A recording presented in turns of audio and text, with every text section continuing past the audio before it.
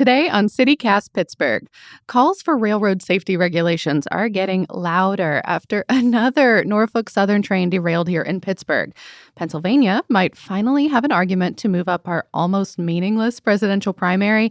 And earlier this week, we talked about an outside candidate for police chief. Today, we're talking about the local boys. It's the Friday News Roundup, April 14th. I'm Megan Harris, and here's what Pittsburgh's talking about.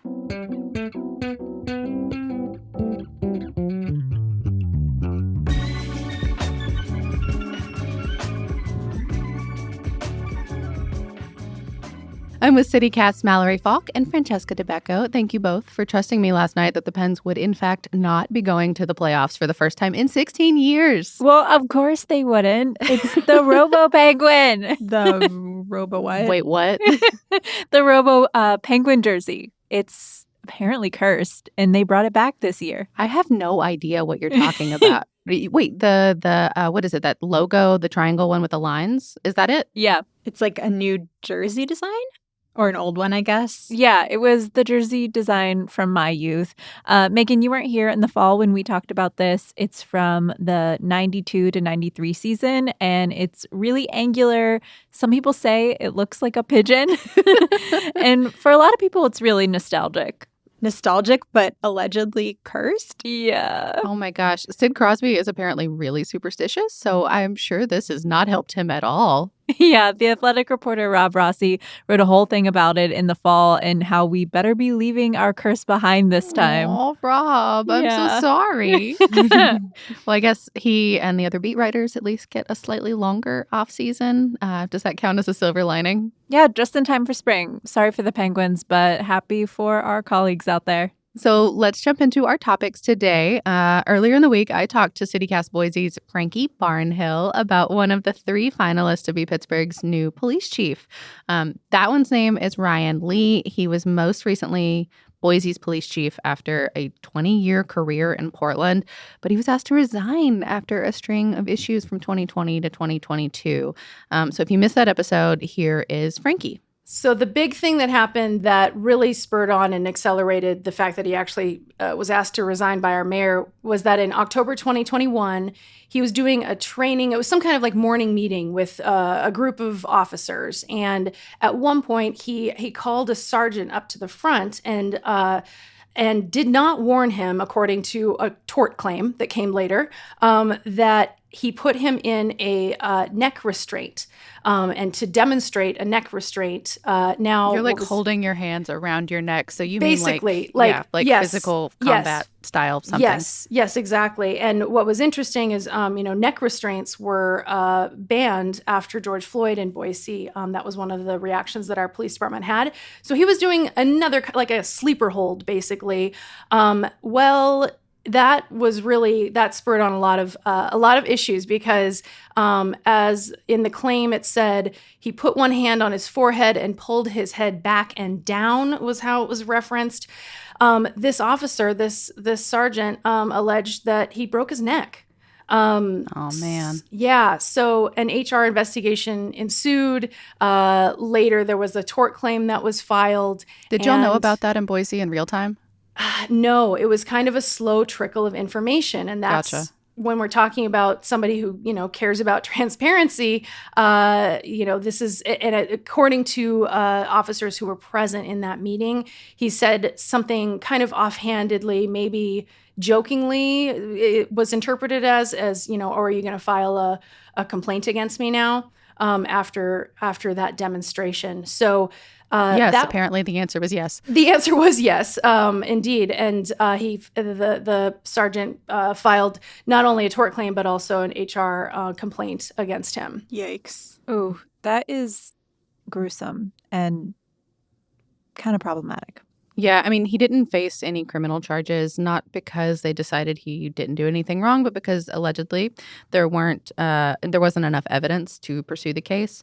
So that's Officer Lee, but I wanted to spare a few minutes today to talk about the other 2 candidates. A bunch of outlets have reported on this now, and I remember some of the details myself from back in the day, but credit to PG reporter Megan Guza for summarizing all this so well late last week. We'll have a link in the show notes. These two local candidates, they're both from here or worked here? Yeah. So Jason Lando and Larry Scarato. We'll start with Larry. Didn't he also have to step down? Like Lee was asked to resign, but wasn't Larry actually fired? Ooh. Right. Yeah. After only 6 months on the job. But what we know about the reasoning for that, I don't know. It's wrong and he shouldn't have expressed himself this way. But I think maybe it's not as bad as it looks. Like maybe he's got kind of the spirit of the right thing to do. I don't know. I'll never know the full truth of it. But like on its face, it doesn't seem as bad. Okay, this sounds interesting. I don't know about this. So what actually happened? So Larry Scarato was an assistant chief in Pittsburgh. He retired in 2018. Then he went to Fort Lauderdale, Florida in June of 2021. He started in August. He had this big emphasis on hiring, particularly candidates of color. I mean, that sounds like a good thing. It could be. It should be. Of the first 15 promotions that he made, 6 were women or minorities. And he said that those promotions were based purely on merit. So what's the problem? His fellow officers alleged that it was squishier. I guess he openly talked about giving more credence to officers of color. And another time, when considering a promotion, Officer Scarato allegedly said which one, meaning which candidate, is blacker. Yeah, you can't really say that. You cannot say that. Again, like, I don't know. So by February, he was out. He recently sued the city of Fort Lauderdale, saying that he was wrongfully terminated and that this whole thing has really damaged his reputation. So that's one candidate. What about the other? Yeah, so the other one is Jason Lando. He spent more than 2 decades with Pittsburgh and for years led the Zone 5 station. I interviewed him a bunch when he was up there. He did narcotics and vice and led a bunch of what I heard were really great police community relations initiatives, even in high schools. He left Pittsburgh in 2021. There was a thing about him having a side business that the Bureau did not approve with a couple other officers, but it was all related to police stuff anyway. So he got a job to be the police chief in Frederick, Maryland. And the PG reports that the mayor there has been really complimentary about Lando, called his work outstanding, especially this crisis car initiative. Have you all heard about that? Oh, yeah. It's like unmarked. Like they have mental health care workers who help respond to emergencies, like when it's not crime or something that someone needs, just like medical help. Yeah, exactly. And it's a small pilot in a much smaller community, but according to reports, it seems to be working. Advocates here in Pittsburgh have suggested similar stuff for years. And I know for a while there was talk of doing something here too. I'm not sure where that landed. Like if Pittsburgh police are doing it now, they haven't been broadcasting it, or maybe it just hasn't risen to the top of the news cycle. Something to look into for sure. So you said, Lando did this work in a smaller community. Do you think any of these 3 candidates are ready for a city like Pittsburgh? I heard Rich Lord on WESA's The Confluence yesterday morning talking about his latest deep dive for Public Source into police accountability statistics. And this came up. We partnered here at CityCast with him on that deep dive last year. He truly did most of the reporting magic behind the scenes.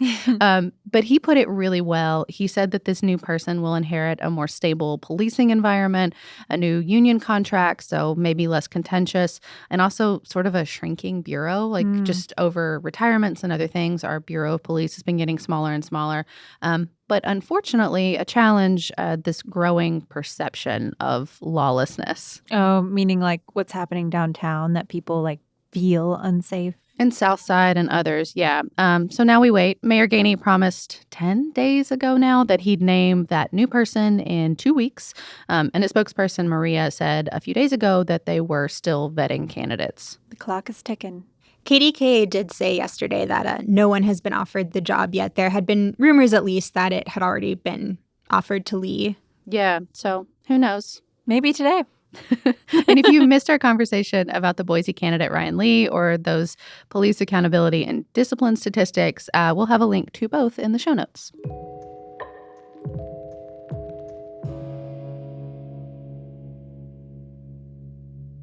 So Passover ended last night. I celebrated by shoving a huge hunk of bread in my face the moment the sun went down. As you should. As I always do year after year. Also, side note, but going back to last week's episode about how Catholics were asking the Pittsburgh diocese for special dispensation to eat hot dogs at the Pirates home opener, even though it was Good Friday. I just want to point out, I wasn't calling up the rabbis and asking if I could have special permission to eat a hot dog bun at the home opener, even though it was Pesach. I just deal. I thought about this later, but do hot dogs really even count as meat? I mean, fair point. If we're getting into the logistics, Catholics say that they eat the body of Christ. So, Well, anyway, even though Passover just ended, people are already talking about next Passover because apparently the first day of Passover 2024 falls on the same day as our presidential primary here in Pennsylvania. I was just reading about this in the Philadelphia Inquirer. I can't think that far ahead. I think I've already been blocking out that we're entering what will inevitably be a 2-year presidential election cycle. Yeah. I just... None of us are looking forward to that one. Yeah. So I know there are Jewish holidays like Rosh Hashanah and Yom Kippur where you definitely wouldn't be going to the polls. Right. Evangelical background, but I think it's because they're the holiest days of the year. Kind of the same way we wouldn't plan an election day, I guess, for Christmas or Easter. Is that true for Passover? Will this affect people's ability to vote? So, yeah, for many observant Jews, the first and last few days of Passover have the same kind of restrictions that you have on Shabbat. So you can't drive, you can't work, you can't write or use electricity. So if all those things are prohibited, that essentially means you can't vote. And, not all Jews follow these restrictions. My family doesn't, but many do. And so this means that, our next presidential primary, a really important election, falls on a day when many observant Jews can't vote. Even for people who don't follow those restrictions, though, they still celebrate Passover, and it just seems kind of crappy to have an election day on the same day as a religious holiday. Yeah, general PSA to government officials, please check all religious calendars before scheduling important days and events. Good note. But it's not like this is the first issue we've had with the date of our primary. It falls so late every time. Mm-hmm. We're a major swing state, but by the time we're casting our ballots, the nominees are basically already decided. Yep. Yeah. I don't know. And don't get me started on the whole closed primary system. Our process is infuriating. Yeah, and if we had a system where every state voted on the same day in March, we could avoid this whole fiasco. Well, and it's funny you should say that because this whole scheduling debacle with Passover might just be what lawmakers need to finally move up Pennsylvania's primary date. So separate from Passover, there's already been this legislative push to move our presidential primary from April 23rd, so late in the season, to March 19th. Two Philly lawmakers, Malcolm Kenyatta and Jared Solomon, reintroduced a bill about this in January. A similar one died last session. Kenyatta said that Pennsylvania will be a pivotal battleground state in 2024, and having the primary election well after many other states already have theirs makes our Commonwealth one of the last states in the nation to weigh in despite being a crucial swing state. I hear Kenyatta, and I also want my vote to matter, but every state in the nation keeps having this fight about when to move up their primary, and we all just keep leapfrogging each other. And at what point are we all voting the whole year before for a presidential election that follows literally 12 months later? It drives me crazy. Yeah. And meanwhile, New Hampshire is just holding on to its power and its death grip. And I get it, but it's just not a diverse place, and it's not indicative of the nation. But I also don't know what value it has to keep moving this further into the winter. I don't know the answer. It just all seems messy. Yeah, we just need to get on the same page here. Well, so long term, we might just need a full refresh. But in terms of Pennsylvania's attempts to move things up, you've got this legislative push, and now you've got Jewish lawmakers. There's this newly formed Jewish Legislative Caucus that are calling to, at least for 2024, reschedule the primary. And a spokesperson for Governor Josh Shapiro, who himself is Jewish, told the Inquirer that he supports moving the primary next year to ensure that Jews observing Passover have, quote, every opportunity to exercise their right to vote. So I don't know, it's not going to solve maybe this larger nationwide problem, but maybe Passover will end up being this funky loophole that lets us vote earlier and have more of a say in who becomes the presidential nominee. That would be cool. But Megan, you mentioned something earlier that holds people up from voting in our closed primary. Can you explain what that means for people? Yeah, right. Sorry, y'all. That's the rule here in Pennsylvania where you can only vote for the ballot in the party that you're registered in.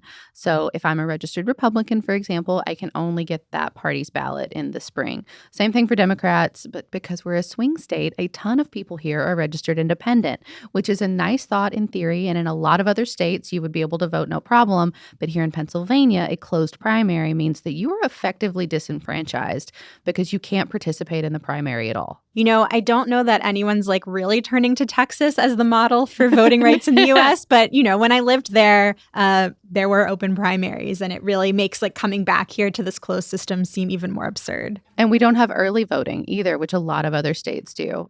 So we're really making it as difficult as possible by having it on a work day when a lot of people can't participate, and now on a religious holiday too. Like, are you kidding me? Ugh, man. Well, thanks for informing people about that. So going back to Passover, if the date doesn't change, what does that mean for observant Jews who want to vote? Yeah, so I mean, Megan, like you mentioned, we don't have early voting, but as of the 2020 presidential election, we do have no excuse mail voting. So anyone in the state can vote by mail. You don't need to have a specific reason. So, you know, observant Jews could cast their ballots that way. And then they would also be eligible for absentee ballots because they're unable to go to their polling place on election day. So it's not like they couldn't vote at all. They're not being like totally disenfranchised. Right. But of course, the options are a lot more limited. And I should note that Pennsylvania isn't the only state grappling with this. Maryland, Delaware, and Rhode Island also have their primaries on this date, on the first day of Passover. And there's already legislation in Maryland to challenge the date because of Passover. The state's first Orthodox lawmaker actually introduced this bill. Good for them. Yeah. And so, you know, Maryland and Pennsylvania, they both have some of the largest Jewish populations in the U.S. Wow. I found one report that says Jews make up about 3% of the electorate in Pennsylvania. So it'll be interesting to see what happens. But if the date does change, you know, thank your Jewish neighbor for making sure Pennsylvania doesn't get passed over when it comes to choosing a presidential nominee. Sorry, Well I done. apologize. No, I love it. I love it. Well, you know, we don't have to worry about it this year, at least. Remember to get out there and vote at the polls May 16th for our local primary. And don't think it doesn't matter just because it's not a presidential election. Yes. The county executives race primary will effectively decide who represents us for the next 4 years. So don't sleep on it. It's important.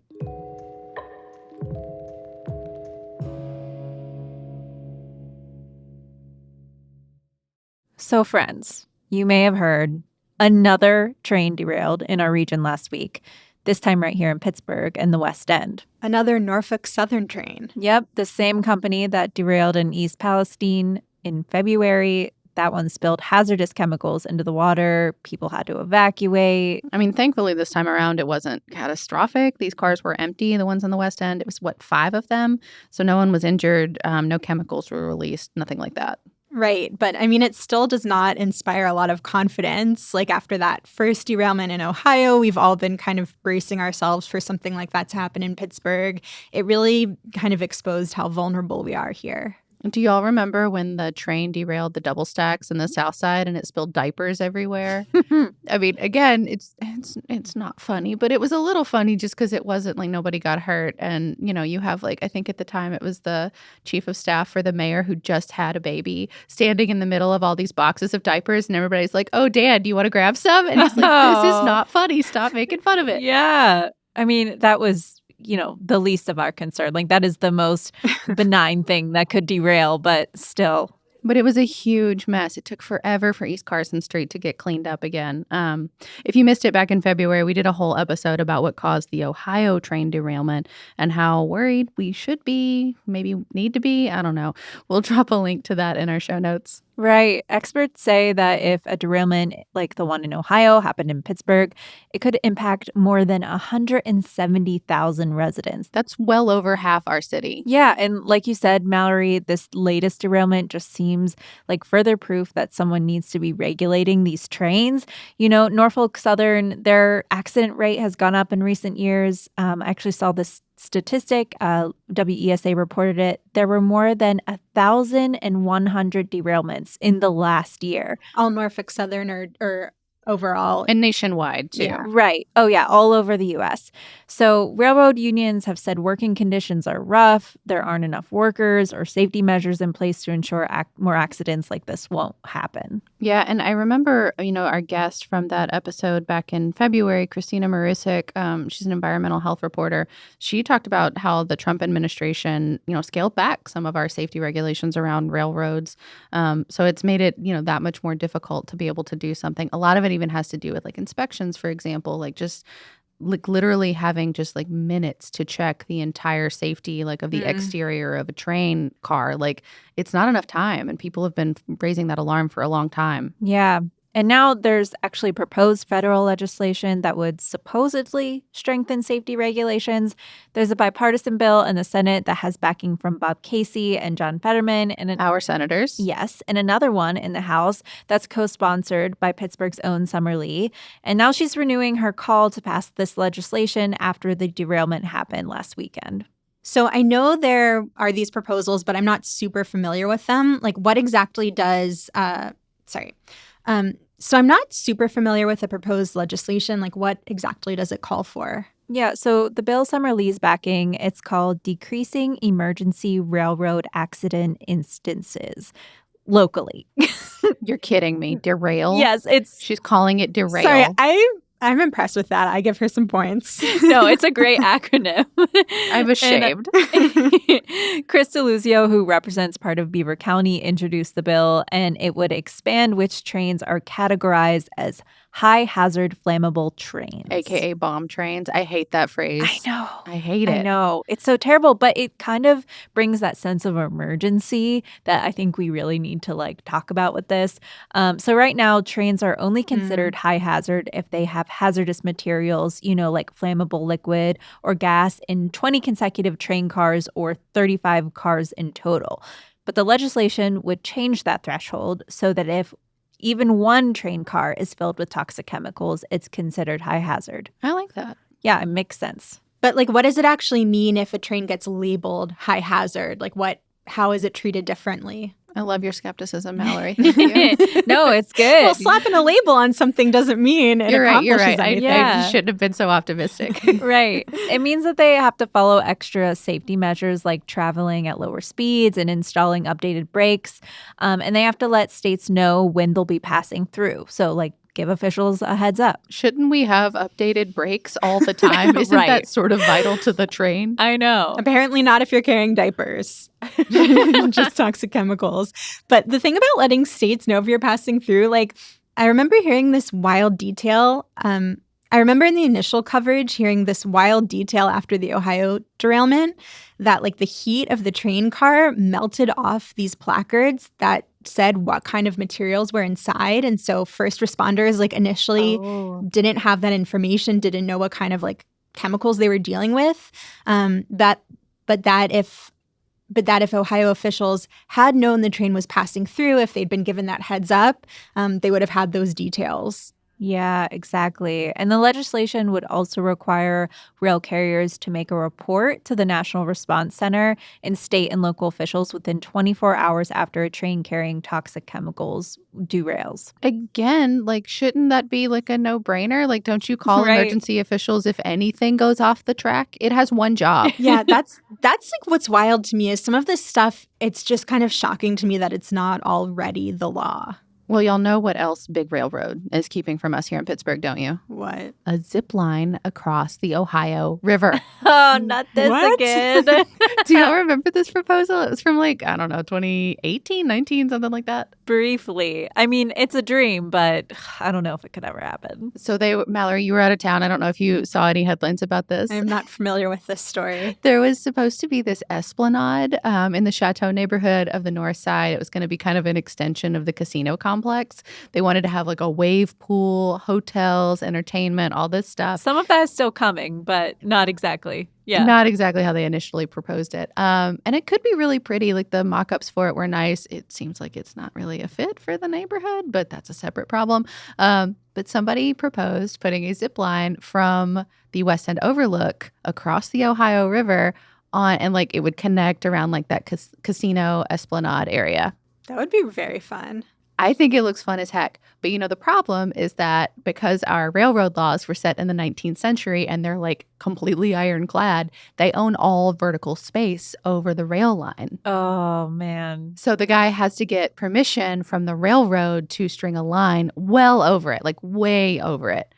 But he couldn't do it. It was the Pittsburgh Zipline Company. And I remember, I talked to him about it, and he was like, yeah, I don't know what's going on. And this is still early in his progress. But he's like, I can't get him to answer the phone. Do you have any suggestions? And I was like, oh, bud, you're never going to get them to answer the phone. I took my dad out to Hocking Hills one time to do zip lining, and he loved it. But it would be so much fun if we could do it over our rivers. Sorry, Dad, you're not going to get the opportunity. Yeah.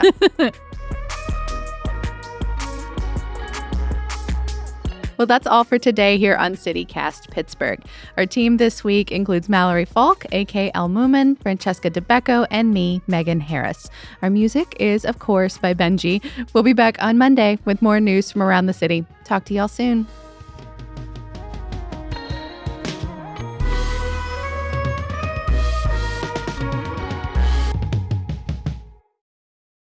Y'all are ridiculous. I'm so sorry.